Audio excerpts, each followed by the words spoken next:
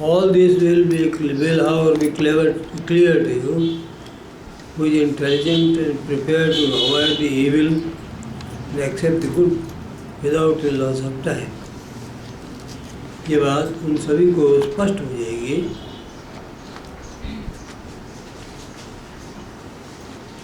जो कि बुद्धिमान हो गए और दुष्कर्मों को से बचना चाहेंगे, दुष्कर्मों से बचना चाहिए। आवाज़ आ रही है कि नहीं पीछे?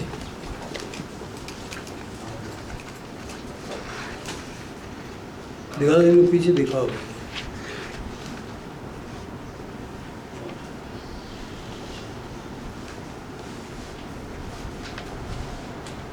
हाँ ले लो। आप बच्चे क्या करेंगे पढ़िए। This will however be clear to him who is intelligent. ये बात स्पष्ट हो जाएगी उनको जो बुद्धिमान है। मूर्खों को तो समझाना ही बेकार है।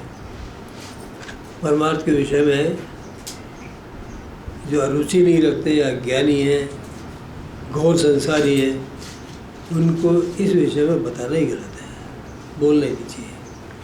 इसलिए कहते हैं जो इंटेलिजेंट है वो इसको समझेंगे। Intelligent prepare to avoid the evil. संसार के अंदर जो पाप है, दुष्ट कर्म है, उसको छोड़ने के लिए जिसकी इच्छा होगी, and accept the good without any loss of time, और जो सत्य को बिना किसी समय खोए स्वीकार करने को तैयार हो गए, जो सत्य को स्वीकार करने को तैयार हो गए, वो ये बात समझ जाएंगे। Therefore, one who does not believe in the distinctions of gunas as sattva, rajas and tam, इसलिए वे आदमी जो विश्वास नहीं करते इन अंतर में, इसके अंतर में कि सत्व और रज और तम गुण है, इस अंतर में विश्वास नहीं करते, will hardly understand, वे मुश्किल से समझेंगे how the spiritual life of being one with the reality, कि परमार्थ जीवन जो सत्य से एक होना है, सत्य से एक होना जिसमें निहित है, goes beyond सत्वगुण itself, वह सत्वगुण से भी परे है। ये बात कैसे समझेंगे? सत्व रज और तम को ही नहीं जानते, नहीं मानते, नहीं समझते। परमार्थ जीवन में वो कैसे समझेंगे कि सत्वगुण से भी परे जाना पड़ेगा? इसमें कैसे समझ में आएगी? वो बताए। वो तो बंधे हुए हैं सत्व रज तम में। बंधे हुए आदमी से कोई मुक्ति की बात सोचे? 3 डोरियां हैं भगवान ने बांध रखी है जीवों को, सतोगुण, रजोगुण, तमोगुण, ये 3 गुण है। गुण है ना डोरी, बंधन, 3 गुण है, तीनों से जीव को बांध रखा है। कभी तो तमोगुण याद से बनता है, कुछ नहीं करना चाहता, सबको दूसरे करते हैं उसके लिए काम, पका पकाया खा लें,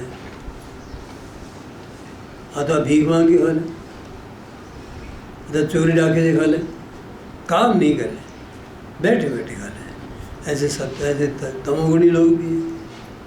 इसमें नानक महाराज ने भी कहा है कि ऐसे बहुत ऐसे बैठे बैठे खाते हैं, कुछ काम ही नहीं करना चाहते। तो तमोगुण की डोरी से वो बंधे हुए हैं। रजोगुण की डोरी से ऐसे हैं कि रात और दिन काम किया करते हैं, कमाया करते हैं, कमाया करते हैं, इतना कमाते हैं कि पेट ही नहीं भरता होगा। ओवर टाइम काम करता है सर्विस में, 1.5 कमा लेते हैं। रात और दिन कमाने की चिंता, पैसा इकट्ठा करने की चिंता, इससे शरीर खराब हो जाता है। पैसा कमाते कमाते शरीर खराब कर लेते हैं, तो उस पैसे का लाभ नहीं ले पाते बेचारे। ये दुर्गति है। ये मन को परमात्मा ने रजोगुण से बांध रखा है, तो असली चीज़ बुद्धि बनती ही नहीं उनकी। और तुम रजो सत्वगुण है, जिस सत्वगुण है वो पढ़ता है, लिखता है, व्याख्यान देता है, जगह जगह व्याख्यान देता रहता है, खूब कमाता है, वो भी कमाता है, बहुत प्रशस्ति लूटता है, तालियां बजाते लोग, बड़े बड़े खुश होते हैं वो। तो इस तरह की प्रशस्ति प्राप्त करना, ज्ञान की वृद्धि करना, बुद्धि ज्ञान की वृद्धि करना, ये सतोगुण का लक्षण है। बंधे हुए हैं लोग, कोई ज्ञान प्राप्ति में बंधे हुए हैं, कोई संसार के कर्म में करने में बंधे हुए हैं, कोई आलस्य में बंधे हुए हैं। लेकिन इन तीनों को छोड़ के सत्वगुण श्रेष्ठ है।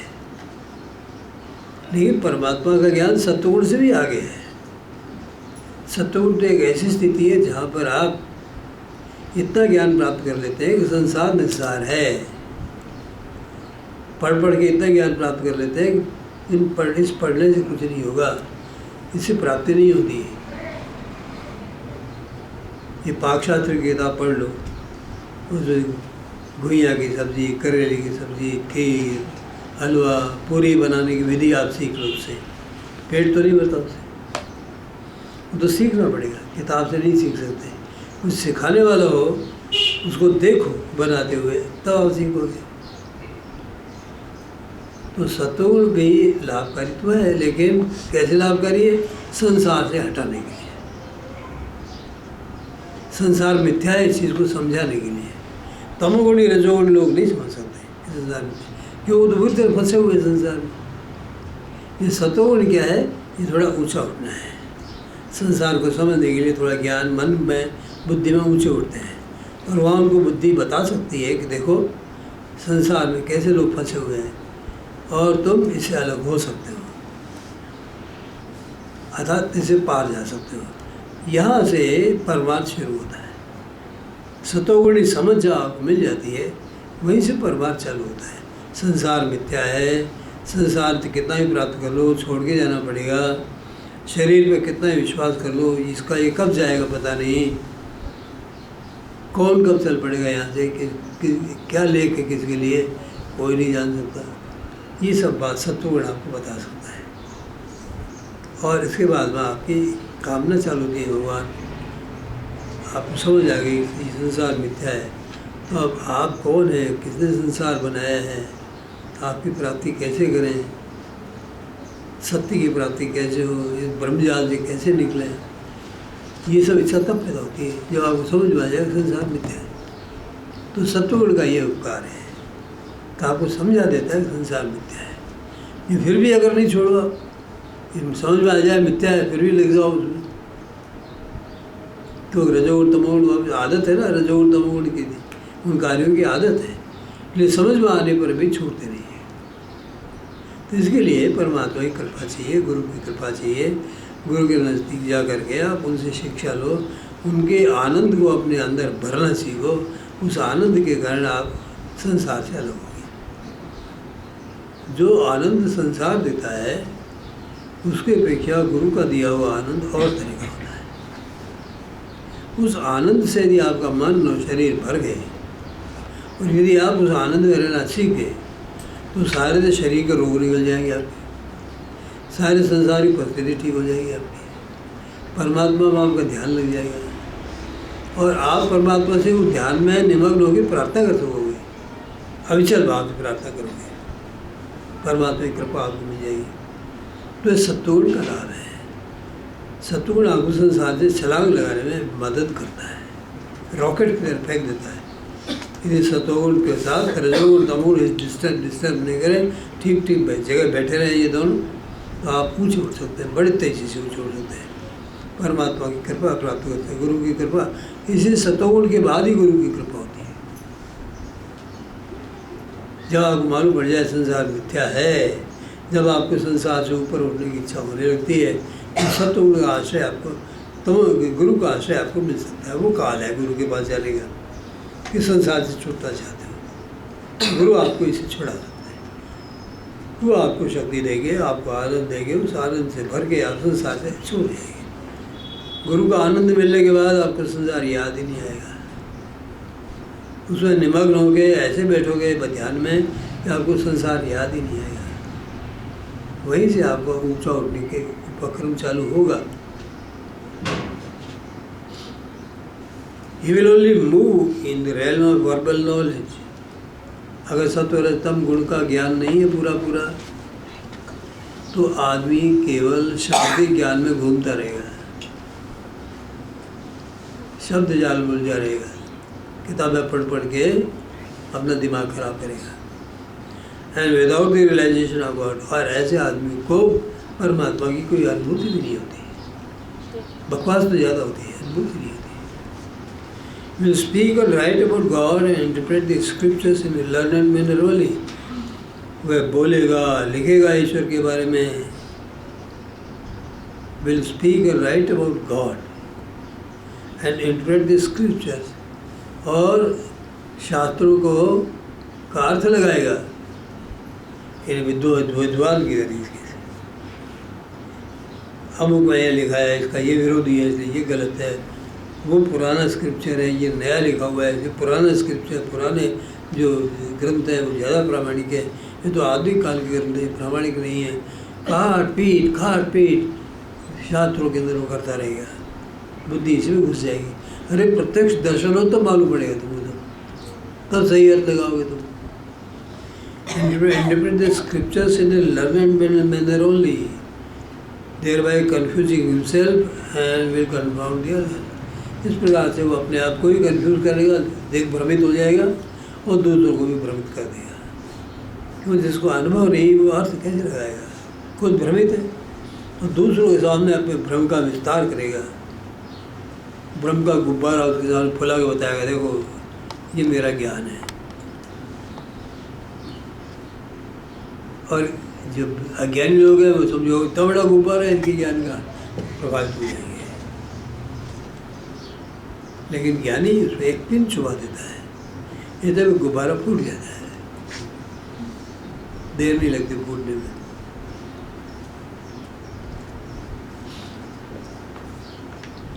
This has been the way in which ignorant and egoistic fools have been behaving since the ancient times. इनके लिखने का ढंग ऐसा है, बड़ा स्पष्टवादी है।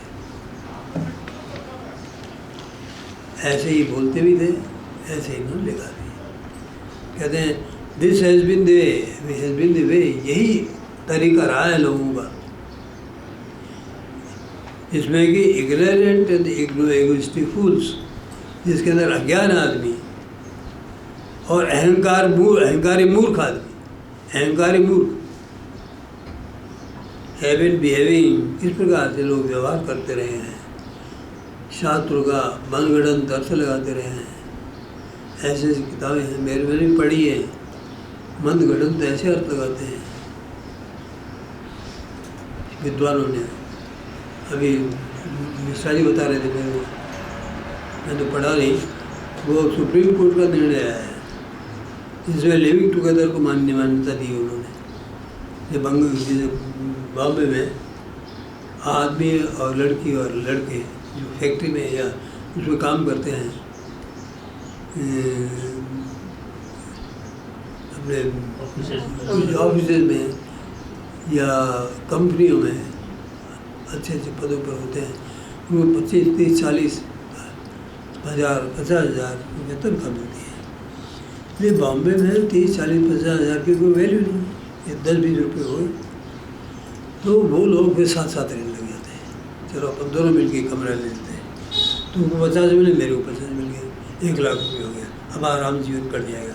साथ साथ रहने लग जाते हैं, साथ साथ रहने तो पति पत्नी की तरह से होगी। अब सुप्रीम कोर्ट निर्णय जाने के लिए सुप्रीम कोर्ट तक गए लोग, तो हमको इजाज़त होनी चाहिए, क्यों घर से दूर रहे तो हमारी सुविधा कैसे होगी रहने की, भरेंगे क्या हम? सुप्रीम कोर्ट ने इसके लिए यस कर दिया, रह सकते हैं, इसमें कोई कानूनी अड़चन नहीं है। क्यों मिश्रा ये कहा है, ये कहा है सुप्रीम कोर्ट का निर्णय। अब उस जज के खिलाफ रिपोर्ट होगी, मध्य प्रदेश में हाई कोर्ट में वकीलों ने रिट कर दिया, अब इसके खिलाफ बोल रहे हैं लोग, ये क्या निर्णय हो गया? यानी इग्नोरेंट फूल्स कहो इसको, लर्नेड फूल्स, विद्वान मूर्ख है ये, जो सुप्रीम कोर्ट में जा बैठे तो उससे उनको ज्ञान हो गया क्या? ज़्यादा उनका मतलब खुद का बैकग्राउंड ही अच्छा नहीं होगा जो वहाँ बन गए हैं सुप्रीम कोर्ट। अच्छे वकील थे तो सुप्रीम कोर्ट का जज बना दिया और ये निर्णय दे रहे हैं जो हमारे सामाजिक नियमों के बिल्कुल खिलाफ है।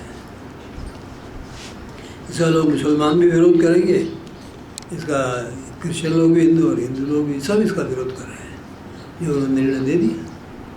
तो इसलिए ये कहते हैं कि ऐसे लोग व्यवहार करते आ रहे हैं, कौन से कि लर्नेड में confusing himself, this has been the way in which the ignorant egoistic fools, अज्ञान और अहंकारी मूर्ख इसी प्रकार से व्यवहार करते आ रहे हैं और सच्चे धर्मशास्त्रों का ऊट-पटांग अर्थ लगाते हैं। Out of slothfulness and stupidity, one should not therefore say, out of slothfulness and आलस,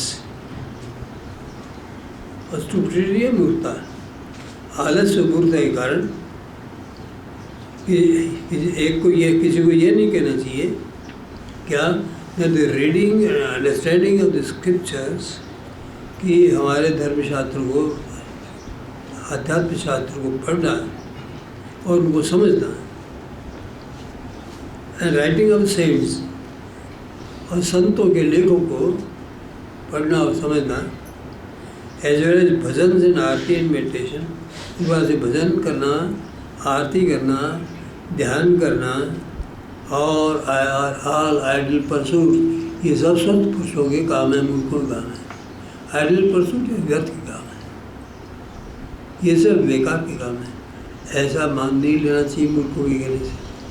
आजकल यही सब ये कहते हैं आरती क्या करते हो, फोटो के सामने आरती करने से क्या, अब अगरबत्ती जलाते हो इससे क्या होता है, ये क्या अगरबत्ती सूंघते हैं क्या, अरे भोग चढ़ाते हो कभी खाते हैं क्या, देखा तो नहीं खाते हुए। इस तरह के प्रश्न ये लोग मूर्ख लोग करते हैं और अधकचरे अज्ञानी लोग इसमें फंस जाते हैं। जिनको सत्संग नहीं मिला है, जिनको इस विषय का अनुभव नहीं हुआ है, जो इस विचारधारा के संपर्क में नहीं आए हैं, वो सब अज्ञानी लोग मान लेते हैं इन बातों को, मान के विरोध करते हैं, संत मत का विरोध करते हैं और घर घर में इसका विरोध होता है, क्योंकि इसका ज्ञान नहीं है। आजकल प्रचार करने वाले भी ऐसे लोग निकल पड़े हैं जिनको पैसे कमाते हैं और सही सही बात उनको न तो मालूम है न वो बता सकते हैं। On the contrary, if you wish to have concrete proof of the value of the meditation, इसके विपरीत यदि वह ध्यान का विषय में सही सही तथ्य जानना चाहता है, प्रूफ जानना चाहता है, value concrete proof of the value of meditation name of God, ईश्वर के नाम पर ध्यान करने का क्या परिणाम होता है, अगर वो जानना चाहता है, गुरु के द्वारा दिए हुए नाम से का स्मरण करने से क्या परिणाम होता है, ही शुड मेडिटेट रेगुलरली, तो उसको उसके नित्य नियम पूर्वक ध्यान करके देख लेना चाहिए। आप तो करते तो हो नहीं, आलोचना करते हैं। ये तो ऐसे ही भूखे आदमी से कहा जाए ये तुम देखो चने खा लो, अरे चने कैसे खा लो, चने खाने से क्या होगा, भूख तो मेरे पेट में, और इसको खाने से क्या हो जाएगा, भाई तुम्हारा पेट भर जाएगा, पेट कैसे भर जाएगा इससे, चलो पेट कैसे भर जाएगा मेरा। अब तर्क कर रहा है, हम कहते तो खा गए तो पेट भर जाएगा, मालूम पड़ जाएगा, तो खाएगा नहीं, तर्क करेगा, इस बार ध्यान नहीं करेगा, भगवान भजन नहीं करेगा, सत्संग की किताबें नहीं पढ़ेगा, सत्संग में जाके बैठेगा नहीं, तो उसको मालूम कैसे पड़ेगा। जिस चीज़ को जानना चाहो तो प्रवेश करो। यदि गुंडागर्दी चोरी को जानना चाहते हो तो इसमें क्या मजा है, तो जाके प्रवेश करो पहले, गुंडे कैसे होते हैं, कैसे भाग दौड़ते हैं, कैसे चोरी करते हैं, कैसे जेब काटते हैं, क्या क्या करते हैं, यदि जानना चाहते हो तो उनके बीच में जाना पड़ेगा। अब आप यही बैठे बैठे सब कैसे सीख जाओगे बताओ। इधर संतों के बारे में भी जानना हो, उन भजनों के बारे में, भजन के बारे में जानना हो, परमार्थिक अनुभव के बारे में जानना हो, उन लोगों के बीच में जाके बैठो करके देखो, इसमें क्या जरूरत है। खाली आलोचना कर देना ये तो मूर्खों का लक्षण है। रोटी रखी सामने, कोई कहता है कड़वी है, कोई कहता है मीठी है, कोई कहता है खट्टी है, अरे तुम वैसे ही तर्क कर रहे हो चीज़ों के बारे में देख करके, नहीं हाँ ये तो पीली पीली है तो इसके अंदर मालूम पड़ता है ये तो बेकार है, इधर ऐसे काला है और जहर मिला हुआ है, इधर ऐसे ग्रीन है इसके अंदर कुछ खट्टी है चीज़, अब इस तर्कों से आपको क्या लेन देना है? वो चीज़ किसी ने बनाई है तो कई तरह साग वगैरह डाले हैं, रोटी बनाई है बढ़िया, और साग अलग जगह उसमें डाले गए हैं वेजिटेबल, तो अपने अपने मुँह दिखा रहे हैं उसके अंदर से। अब आप क्यों परेशान हो रहे हो? लाल मुँह दिख रहा है, टमाटर है वो। हाँ तो पता नहीं क्या मिला दिए, तो लाल लाल ये जहर है, जहर है। तो इस तरह के मूर्खों के बीच में उपवास होता है, परमार्थ का उपवास होता है, तो उनके बीच में बोलना ही नहीं चाहिए, क्योंकि ऐसे उठपटांग बातें आपके सामने वो करेंगे। तो इसलिए आपको जानना है तो गुरु के दिए हुए नाम पर आप ध्यान करके देख लो, रेगुलरली करो, डेली करो, नित्य करो, रोज करो, इंटेंसली तीव्रता से करो, एंड विद रिगार्ड भाव से करो। इतने गुण से अगर आप ध्यान करके देखेंगे तो परिणाम सामने आ जाएगा, तो आपकी बोलती बंद हो जाएगी। नहीं तो जीत तो बोलती रही, कोई तो बोलती रहेगी, उठ पटांग बोलेगी, क्या है इसमें, क्या पढ़ा है इसमें। आँख में से बैठे, अरे आँख खोल के देखो ना, दुनिया दिखती है, आँख बंद करके क्या देखोगे तुम? ऐसी ऐसी बातें करते हैं। और बच्चे जो चालू करते हैं वो कहते हैं बात तो ठीक कह रहे हैं, आँख बंद करने थोड़ी दिक्कत है, खोलने दिखेगा। अब उनको पता नहीं कि वो दिखने वाली चीज़ आँख बंद होने पर भी दिखती है और खोलने पर भी दिखती है, दोनों तरह से दिखती है वो चीज़। आँख बंद कर लो तो भी दिखेगी, वैसी वैसी दिखेगी, खोल के देखो तो भी दिखेगी। ईश्वर का तो रूप ही ऐसा है, यहाँ वो इन आँखों से नहीं दिखाई पड़ता, उसके नेत्र और होते हैं। इन आँखों को बंद करने खोलने से क्या मतलब है वहाँ? तो अगर आपको जानना है तो इस तरह जानो कि रेगुलर तो ध्यान करो, नित्य ध्यान करो, तीव्रता से ध्यान करो, पूर्ण भाव से ध्यान करो, और रिगार्ड चाहिए। ईश्वर के प्रति प्रेम है, ईश्वर के पास जाना है, संसार मिथ्या है, आपको समझ में आ गया है, तो आप छलांग लगा के ईश्वर के पास चले जाओ। तो रिगार्ड के साथ तो भजन करो। फेथ एंड लव, विश्वास होना चाहिए और प्रेम होना चाहिए।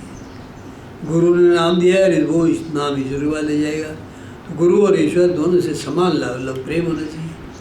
ये तो देने वाले है और वहाँ पहुँचने वाला है। भरत जी बाण पर रख करके हनुमान जी को भेज देंगे, तो ये वो बाण है जो ईश्वर के पास भेज देगा आपको। नाम रूपी बाण है, कहाँ से चला है? ईश्वर के प्रेम से निकला वो बाण। तो गुरु क्या है? ईश्वर का प्रेम है।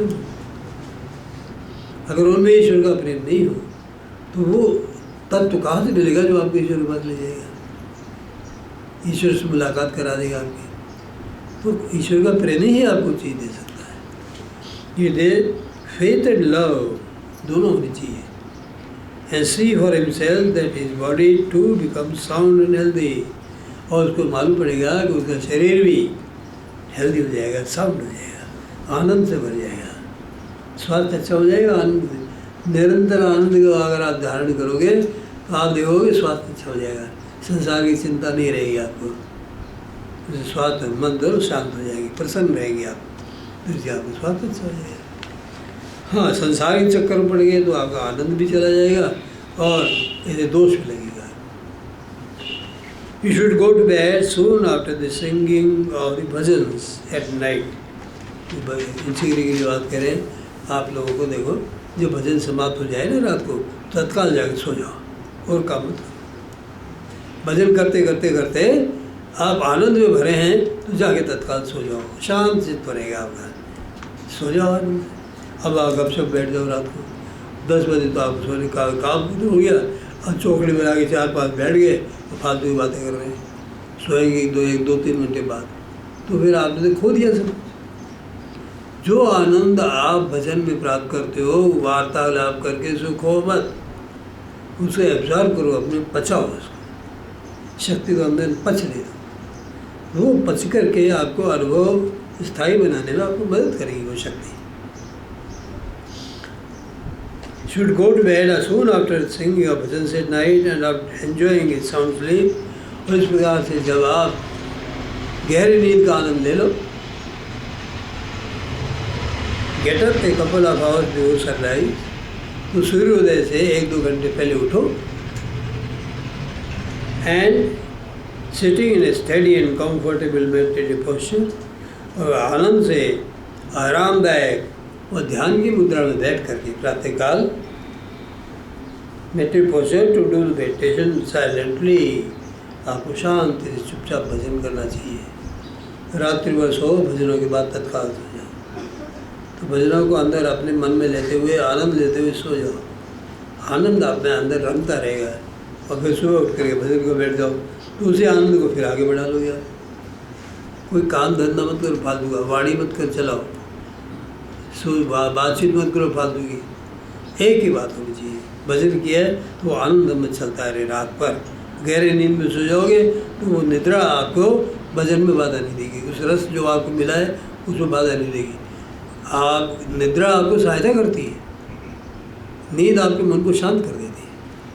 तो आप भजन का जो आनंद आपने लिया है वो आपके अंदर रहेगा एकदम। और प्रातःकाल उठते फिर भजन चालू कर दो तो कड़ी जुड़ जाएगी, उस आनंद से इस आनंद की कड़ी जुड़ जाएगी। भजन रात्रि निद्रा आपको भजन में बाधक नहीं, साधक होती है। वह यदि आप भजन करते करते सो जाए, वार्तालाप करके नहीं सोए, फालतू की बातें संसार की नहीं करें, तो भजन करते करते सो जाओ तो आपको आनंद बना रहेगा शरीर में और आपका मन चलेगा नहीं, इसलिए आनंद ही होगा रहेगा, शरीर में व्याप्त रहेगा आनंद। और जब उठोगे तो वापस वो आनंद से जोड़ के फिर चालू कर दो अपना काम।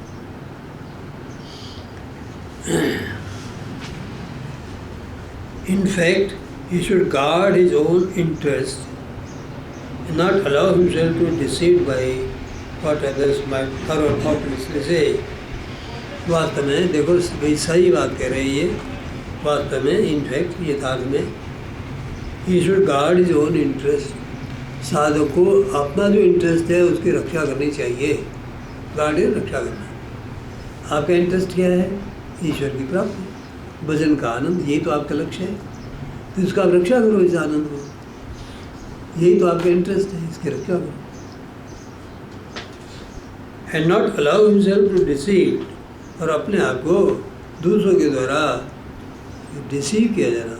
डिसीव है ना, धोखेबाजी, डिसीव कर देते हैं आपको। वॉट बाई थॉट से दूसरे लोग, अविचारी लोग, बिना सोचे समझे जो कुछ उल्टा बकते हैं, बोलते हैं, उनसे अपने मन को डिस्टर्ब मत होने दो, उनकी बातें मत सुनो। ऐसे लोगों के बीच में मत बैठो जो आपको परमार्थ से विपरीत बात बोलते हो। क्यों जाते हो उनके पास में? क्योंकि तो साहब हमको तो लोगों ने ये कह दिया, ये कान में डाल दिया और हम तो परेशान हो गए। 7 दिन तक परेशान नहीं उनसे।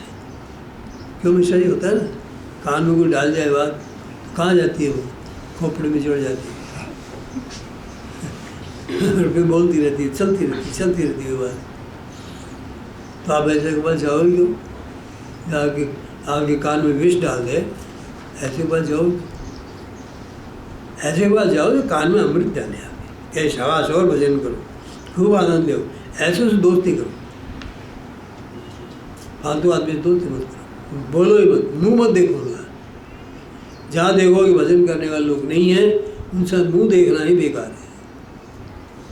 और जो अच्छा भजन करने वाला हो उसके साथ में रहो, उसकी सेवा करो, आनंद लो उसकी कंपनी का, तो आपको परमार्थ बढ़ेगा।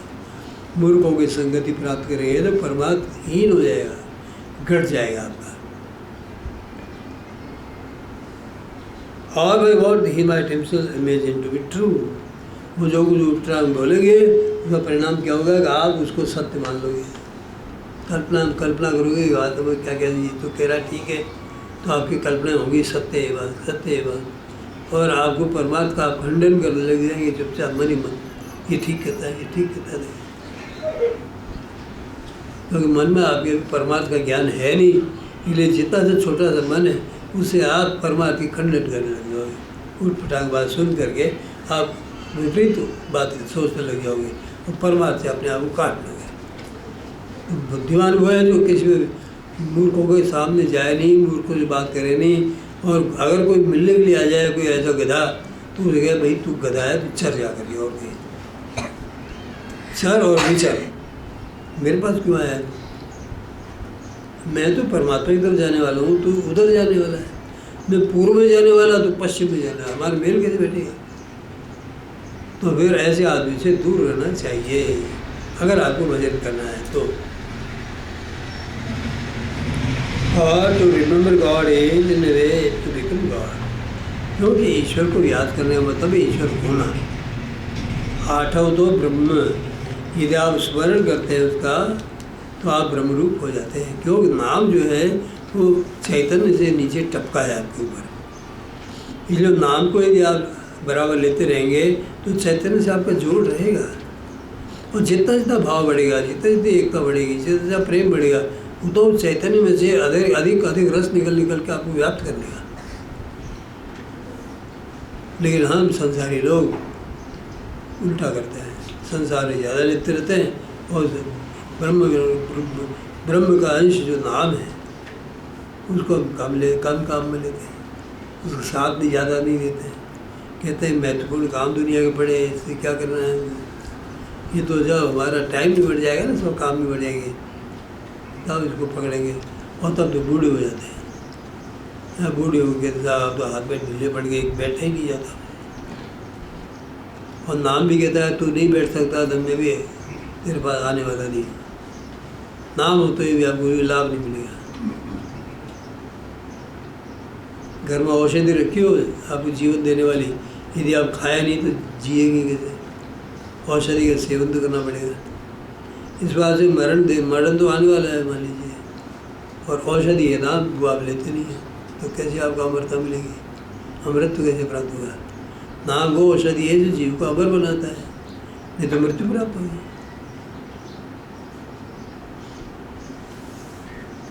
To indulge in inference to make room for illusion, यदि दूसरों की बातों पर आप विश्वास करोगे उनकी बातों से आप कल्पनाएं करने लग जाओगे और अनेक तरह के अनुमान करने लग जाओगे उस बात के विषय में, तो आप भ्रम में पड़ जाओगे। इल्यूजन यानी भ्रम, तो आप संसार विषय के भ्रम में पड़ जाओगे, उलझ जाओगे और आपकी सारी प्रगति रुक जाएगी। तो अपनी प्रगति की रक्षा करना, आपके इंटरेस्ट को बचाना है, आपकी जिम्मेदारी है। गुरु आपके साथ थोड़ी सब जगह डोलेगा कि आप कहाँ जाते हो, किससे बात करते हो, क्या बात करते हो। गुरु तो एक बात होता है, जहाँ पर ईश्वर का नाम नहीं है, जहाँ पर ईश्वर का भजन नहीं है और ईश्वर के प्रेमी नहीं है, और जहाँ पर ईश्वर संबंधी बातें आपको नहीं मिलती, वहाँ कभी भूल के भी मत जाओ। ऐसे लोगों की बात मत सुनो, तो आप नहीं तो आपको लाभ नहीं नुकसान हो जाएगा। ये स्पष्ट उन्होंने बता दिया। And even during meditation, one should be careful neither to forget the name nor to change the direction of his gaze to the vision of God.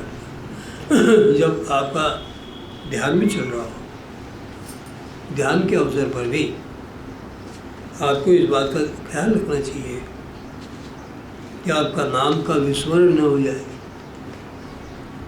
नाम का विस्मरण न हो जाए। Forget the name, not to change the direction of the gaze from the vision of God. आपको ईश्वर का जो भी दर्शन हो रहा हो उसे अपने दृष्टि को हटाओ मत, वहाँ लगाए रखो। जब आपको कोई भी दर्शन, कुछ बड़ा कोई छोटा दर्शन कुछ होता ही है, तो उस वहाँ से दृष्टि कभी मत हटाओ। विचार आएंगी, कल्पना आएंगी, उनको मत आना, ऐसा अभ्यास रखो। विचार कल्पना नहीं आएगी। यदि आप आनंद से भरे हुए होगे तो कभी विचार नहीं आएगा। ईश्वर के आनंद में डूबना सीखो, आनंद में बैठो, उसके प्रेम में बैठो, तो आपको विचार नहीं आएंगे। तो आपको जो भी दृश्य दिखाई पड़े ईश्वर संबंधी, जैसा भी है, जितना अनुभव आपकी योग्यता है उसके अनुसार अनुभव आएगा आपको, तो उस अनुभव से अपनी दृष्टि मत हटाओ, देखते रहो उसके से दृष्टि हटाना, ये दुष्ट कर्म है। परमात्मा से दृष्टि हटाना है तो गलत काम। तो आए ही आपके सामने, आप दृष्टि हटा रहे हो, तो इसका मतलब आप गलती कर रहे हो। वो कहे आऊँगा ही क्यों, तो तेरे पास आऊँगा ही नहीं मैं, तो मेरे को लगातार देखने की तेरे को इच्छा नहीं है मेरे को, तो मैं आऊँगा नहीं। वो बड़ा ही अभी स्वाभिमानी है, ईश्वर बहुत स्वाभिमानी। आपको स्वाभिमानी, आपका अभिमान टूट जाना चाहिए, तब उसका स्वाभिमान काम करेगा।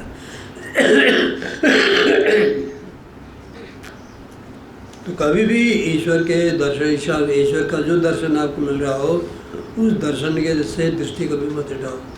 विचार इत्यादि को आके उस दर्शन को टक्कर मत मारना, विचारेंगे और टक्कर मार के दर्शन चला जाएगा। तो ऐसा दृढ़ अभ्यास रखो, विचार नहीं आने। और विचार नहीं आए क्या मतलब गुरु ने जो आपको आनंद दिया उस आनंद का उपभोग करो, उस आनंद में मन को डुबो दो, तो विचार आपको नहीं आएंगे।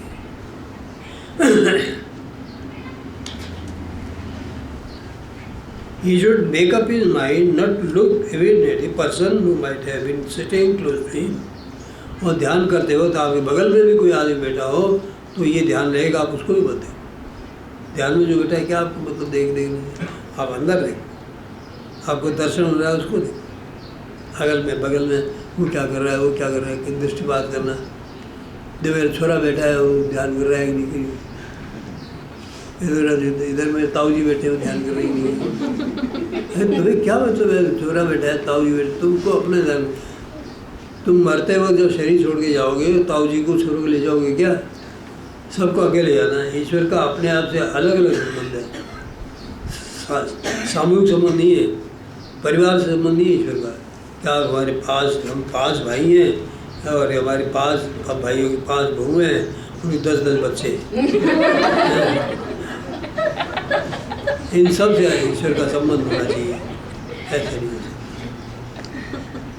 सबसे संबंध है, जो भजन करता है उससे संबंध होगा। सब मित्र लोग आपके भाई लोग हैं, आपके दुश्मन होंगे। सारे जितने भी संबंधी लोग हैं वो आपके रिपु हैं, दुश्मन है। ऐसे रामदास महाराज ने कहा है, रामदास महाराज ने लिखा है कि आपके संबंधी लोग आपके दुश्मन होंगे, परमात्मा कभी मित्र नहीं बनेंगे। और जो परमार्थी लोग हैं वो आपके वास्तव में संबंधी है। इसलिए ये मानना चाहिए कि जिसके साथ में हम परमार्थ करते हैं वो हमारे सगा आत्म संबंधी उसे, और हमारे संसारी लोगों से शरीर के रक्त संबंध है, वहाँ आत्मा का संबंध है। तो आत्मा का संबंध ज़्यादा गहरा है। तो हमें समझना चाहिए कि जो आत्मा के संबंध से हमारे जुड़े हुए हैं उनसे हम अपना संबंध मानें। शरीर से, रक्त से जो संबंध है वो हमारे नहीं है, वो तो हमारे विरोधी होंगे। जब पिताजी जान लेंगे तो 5 भाई लड़ेंगे आपस में, संपत्ति का है, संपत्ति दो हमको, खंगाड़ेंगे आपके सारे जो भी चीज़ें आपकी देखेंगे, क्या क्या है बताओ, आपका पैसा दो हमको, फिर भले मर जाओ, ये कहते हैं। और कई ऐसे भी होते हैं पर संसारी कि हमारे पिताजी के पास में 10, 20, 25, 40 लाख रुपए हैं, हे भगवान चारों भाई सब बाहर हैं, अभी इनकी डेथ हो जाए तो पैसा मेरे को मिल जाए। मंदिर में जाके रोज़ प्रार्थना करते हैं, प्रसाद चढ़ाते हैं। मैंने सुना है इसलिए कह रहा हूँ आपसे, मैंने सुना है व्यक्ति से कि ये मर जाए जल्दी तो मेरे को ज़मीन मिल जाए, पैसा मिल जाए। लेकिन उस व्यक्ति ने पैसा दे दिया अपनी लड़की को, ज़मीन छोड़ गया खाली। अगर ताकत है तो बोर खा, उसको कोई डायबिटीज, हार्ट की रोग, कैसे चलते कैसे खाए बताओ, आवाज़ छोड़ गया उसके लिए वो। और प्रार्थना करता था वो शिव जी से रोज। मैं पूछता भाई क्या प्रार्थना किया? मैं सोचता हूँ कि हमारे जो ताऊ जी है या चाचा हैं, इन्होंने मेरे गोद लिया है, सारी संपत्ति मेरे को मिलेगी। तो मैं कहता हूँ कि ये जल्दी मर जाए तो मेरे को मिल जाए। ये है संसार के संबंध। तो ईमानदारी की बात है कि ये सही बातें हैं, इसमें बेकार की कोई बात नहीं है। कोई आपके जितने भी रिश्तेदार हैं वो सब के साथ आपके काम आने यदि वो आपके काम नहीं आते, रामदास महाराज कहते हैं। तो उनका भी अनुभव संतों का अनुभव है, और रात दिन हमने भी अनुभव करके देख लिया। ये लोग ही बंटवारा करने चाहते हैं, तुम्हारी चेन है तो दे दो, तुम्हारे कान के दे दो, तुम्हारे हाथ के कड़े दे दो, तुम्हारे क्या क्या है सब चीज़ें हमको दे जाओ, तो बांट दो।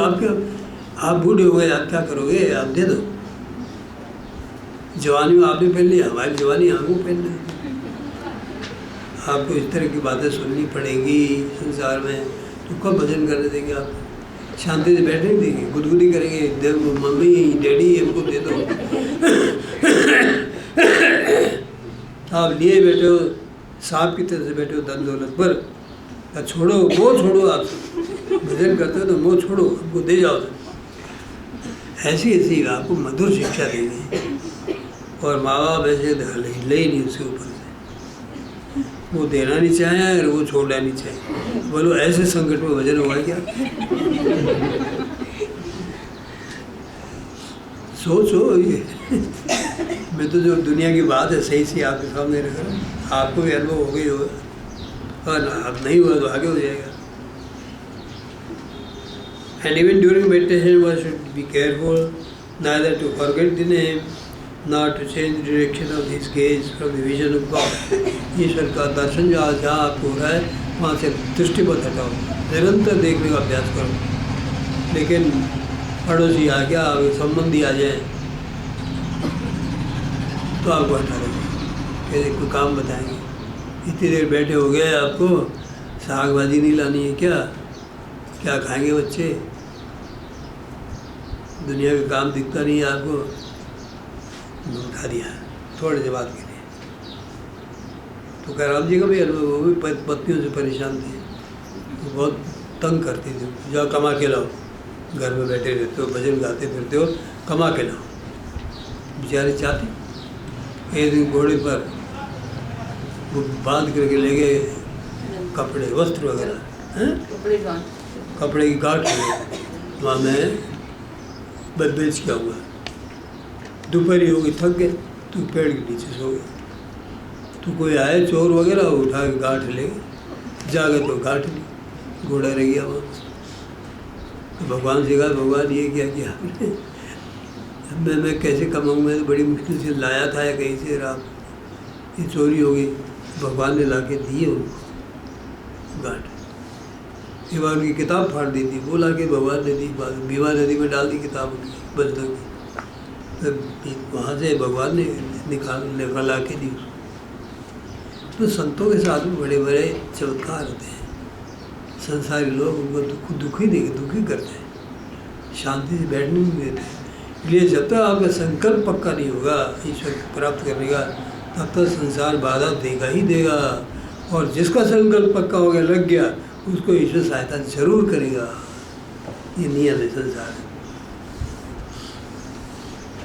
He should make up his mind not to look even at the person who might have been sitting close to him for meditation, or if the other person were to appear as tired, क्योंकि अगर आप देखो दूसरा आदमी आलस ले रहा है, टांग ऊँची नीची कर रहा है, तो इसको देख करके आपको भी महसूस होने लगा मैं भी टांग ऊँची कर लूँ, क्योंकि आपको भी महसूस होगा कि मैं भी तो थक गया हूँ, 3 घंटे बैठे हो गया, ये भी तो कर रहा है ना, अपना आसन बदल रहा है या कुछ कर रहा है, तो उसको भी इच्छा लग जाती है। जमाई जब आती है ना, तो आप देखोगे कि बहुतों बार लग जाती है एक साथ। किसी ने मुंह फाड़ा तो सबको प्रेरणा होती है, अब भी जरा अपना मुंह दिखाए कैसे इतना छोटा, ये प्रेरणा होने लग जाती है। If the other person were to appear as tired और लेथार्जिक, सुस्त मालूम पड़े, आलस के हाल से ये झुक करके बैठ जाए, गर्दन नीचे झुक जाए और नाक लग जाए जमीन के, तो ये देखेंगे कि देखो ये आलसी आदमी, तो आपका ध्यान तो टूट गया था देखने में, तो आप देखो मत, दूसरे क्या करते हैं ये मत देखो। He would himself be induced to be consciously or unconsciously, तो वो भी ऐसा ही करने के लिए चेतन रूप से अचेतन रूप से उसको भी वैसे करने के लिए प्रेरणा हो जाएगी कि मैं भी थोड़ा आराम कर लूँ, उसको भी आलस लग जाएगा देख करके। तो अच्छा ये है कि आपके सामने जो दर्शन हो रहा है उसको मत छोड़ो, और अगल बगल में लोगों को मत देखो।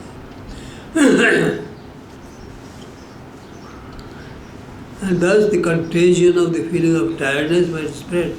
Contagion है, कहते हैं छूत की बीमारी, छूत। ये जो छूत की बीमारी है, अपने आप को थका हुआ महसूस करने की, छूत की बीमारी दूसरों को लग जाएगी।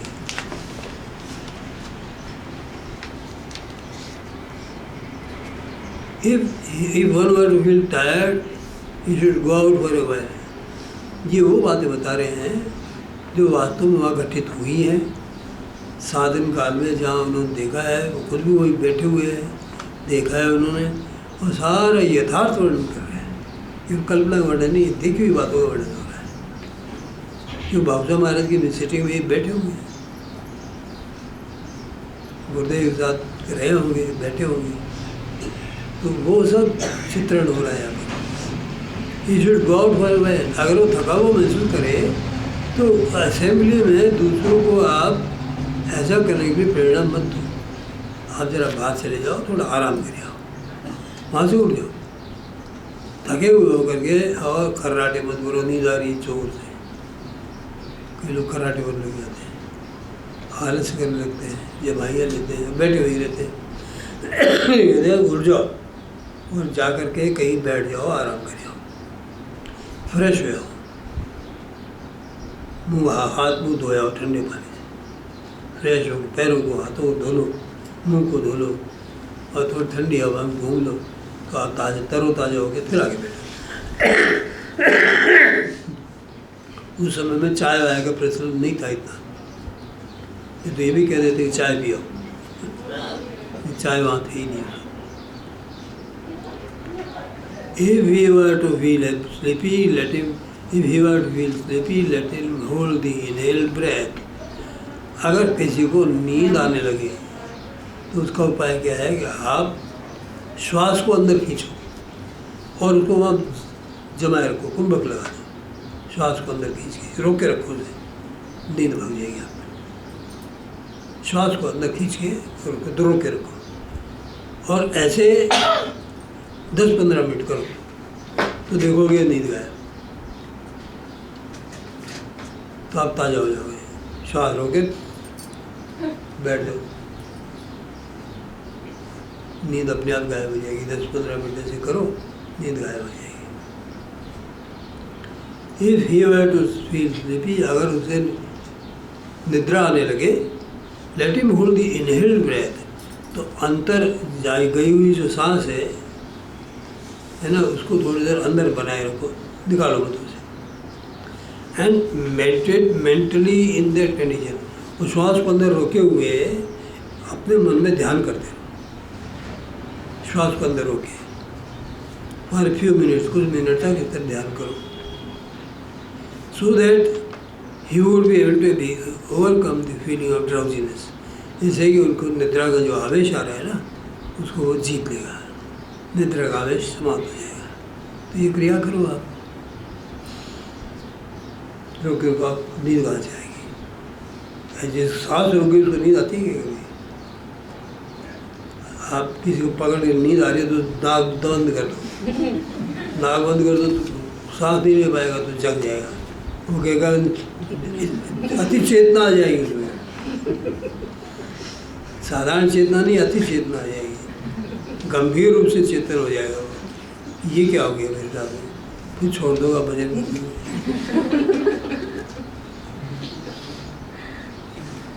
Late him do this practice for meditation for 6 hours, और इस प्रकार का ध्यान करने का अभ्यास आपको 6 घंटे तक करना चाहिए। 6 घंटे ध्यान करो, निद्रा के रोक के नहीं, ध्यान करेंगे।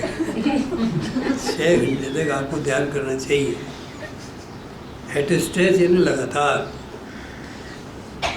फॉर 2 वीक्स एटलीस्ट, 2 हफ्ते तक बराबर ध्यान करके देखो। अगर आपको विश्वास नहीं है ना, तो कहते हैं 2 हफ्ते करके देख लो, 6 घंटे रोज इस तरह से। And he will soon come to have come some extent science of presence of God, तो वह ईश्वर की उपस्थिति के बारे में उसको मालूम पड़ जाएगा, तो अनुभव आ जाएंगे, ईश्वर की उपस्थिति का उसको ज्ञान हो जाएगा। करो 6 घंटे से, 2 वीक करके देख लो, तो आपको मालूम पड़ जाएगा, प्रकाश की झलक आने लग जाएगा, उसको बढ़ाते चले जाओगे। तो करके तो देखे नहीं, आलस ही अलग, खाने पीने में संयम नहीं, उठे नहीं, बैठे नहीं ठीक तरह से, उनकी संगति महाखरा। आजकल छोरों में संगति, नशा करने वालों की संगति मिल जाती है, कहीं पर गुटखे खाने की संगति मिल जाती है, और कहीं पर फालतू गपशप मारने की, फ़ोन उठाकर किसको कर रहे हैं, किसी को कर रहे हैं, लग रहे हैं इसमें चिपके हुए मधुमक्खी की तरह। तो ऐसे लोगों को भजन करने का टाइम, इसलिए ऐसे लोगों से दूर रहना बहुत ज़रूरी है अगर बचाना चाहते हो अपने आप को। तो it is desirable but not necessary to have a bath, ये भी बात उचित होगी, यद्यपि आवश्यक तो नहीं है, लेकिन ये बात वांछित है ये बात कि आप हैव ए बात बिफोर सिटिंग फॉर बैठे, मेडिटेशन करने बैठो उससे पहले स्नान कर लो। इन एज मच एज द बात brings with it bodily energy, क्योंकि स्नान शक्ति में स्फूर्ति पैदा करता है। नहालो आप तो स्फूर्ति आ जाती है शरीर, और यदि नहाओ नहीं तो आलसी शरीर, ऐसा लगता है कि पता नहीं शरीर को क्या हो गया है। और जल से आप उसको स्नान करवा दो, स्वच्छ कर लो तो आपको स्फूर्ति आ जाती है एंड फ्रेशनेस, ताजगी आती है मन की। Which would be highly useful for a carrying on the meditation, जो कि ध्यान करने के लिए बहुत अधिक उपयोगी होगी वो ताजगी।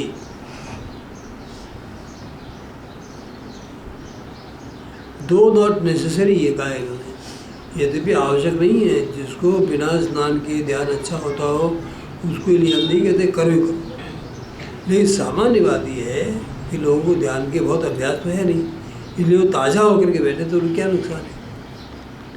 It will be wrong to say therefore that upadhi like bath et cetera are not of any relevance, इसलिए ये कहना गलत है ये तो उपाधि है, स्नान करने की क्या जरूरत है। उपाधि नहीं, ये बिल्कुल उचित है, रिलेवेंट है, ये मूल्यवान है डिवोशन भक्ति के लिए। स्नान करके बैठो तो स्फूर्ति आएगी आपको।